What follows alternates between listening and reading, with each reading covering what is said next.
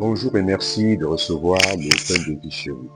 Seigneur, n'y a-t-il que peu de gens qui soient sauvés? À cette question posée par un anonyme à Jésus, Jésus ne se prononce pas sur le nombre des sauvés, mais il invite plutôt son interlocuteur à faire des efforts pour y entrer. Il est vrai que le salut est un don de Dieu, mais cela demande de fournir des efforts, de lutter, de combattre pour avoir une place au ciel. C'est dire que notre vie, notre entrée dans la vie dépend de nous. Dieu nous a sauvés par le Christ, mais il attend notre participation à cette œuvre de salut. Pour cela, nous sommes invités à vivre les exigences de l'amour, à imiter les exemples de charité, de compassion du Christ.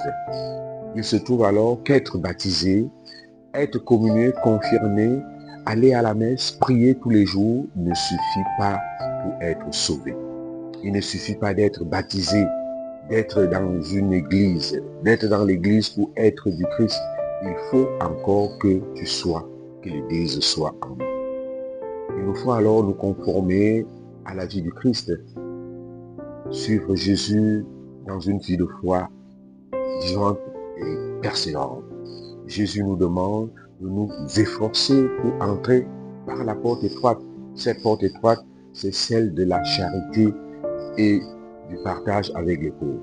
Suivre le chemin de l'évangile, chercher à avoir la même disposition de cœur que le Christ. Cette porte étroite qui s'appelle Jésus lui-même. Ça peut être le don de soi pour les autres. Le Seigneur nous invite à une vie de foi active, courageuse et généreuse.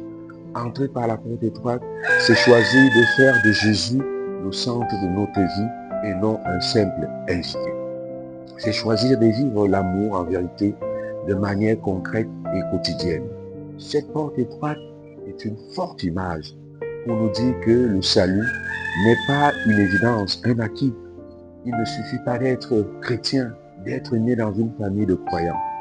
La foi, c'est un chemin, un combat, un effort quotidien. C'est un engagement pour toute la vie. Demandons la grâce d'avoir la force de nous engager sur le chemin de sainteté que nous montre le Christ. Et que ces jours, ce dimanche soit pour nous un dimanche, un jour de quête véritable de notre salut. Que notre vie de chaque jour contribue, participe à notre salut, à l'avènement du règne de Dieu.